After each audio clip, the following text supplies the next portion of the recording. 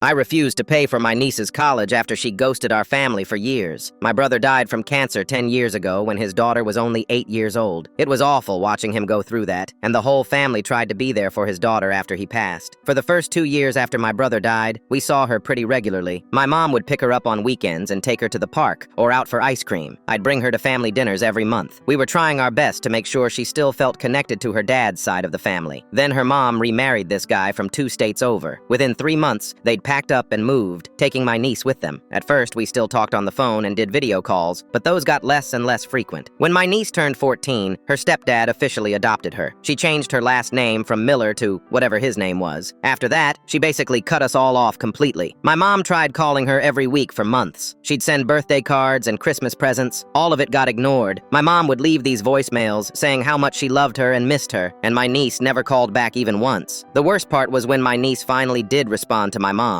She sent this text message saying she had a new family now and didn't want anything to do with us anymore. She said her stepdad was her real dad and we needed to stop contacting her. My mom was crushed. She'd already lost her son, and now she was losing her granddaughter too. She had a heart attack a few months after getting that message. She died in the hospital 3 days later. I'm not saying my niece killed her, but I know that rejection broke my mom's heart. The doctor said stress was a major factor. We were all pretty angry at my niece after that. She was 15, not a little kid anymore. She knew what she was doing, so we stopped reaching out. What was the point? She'd made it clear she didn't want us in her life. That was 6 years ago. Then 2 months ago, completely out of nowhere, I get this text from a number I don't recognize. It's my niece. She's asking about my mom's inheritance and what her share is. I was honestly shocked she even knew my mom had passed. I texted back saying there was nothing left for her, which was true. My mom split everything between me and my sister. My niece wasn't even mentioned in the will. She lost it. Started sending these long, angry messages calling my mom selfish and saying we'd stolen from her. She said some really nasty things about my mom that I'm not going to repeat. I told her to watch her mouth and show some respect for the dead. That's when she dropped the real reason she was reaching out. She's starting college and her parents can't afford to pay for it. She actually had the nerve to demand that I pay for her tuition. She said it would only be fair since it would technically be my brother's share of the inheritance. Like my brother would have wanted his money going to someone who rejected him and changed her last name, I told her no. I said she pushed my brother's memory away years ago when she got adopted and took someone else's last name. She has a new dad now, and he can figure out how to pay for college. I also mentioned that my mom's inheritance wasn't even that big. Most of it went toward paying for my own kids' college funds. I've been saving for them since they were babies, and the inheritance just helped top it off. She called me a disgrace and said my brother would be ashamed of me. Then she went to my sister asking for money. My sister is barely getting by herself and used her inheritance to pay off credit card debt. She said no too. Now my niece won't stop texting and calling both of us.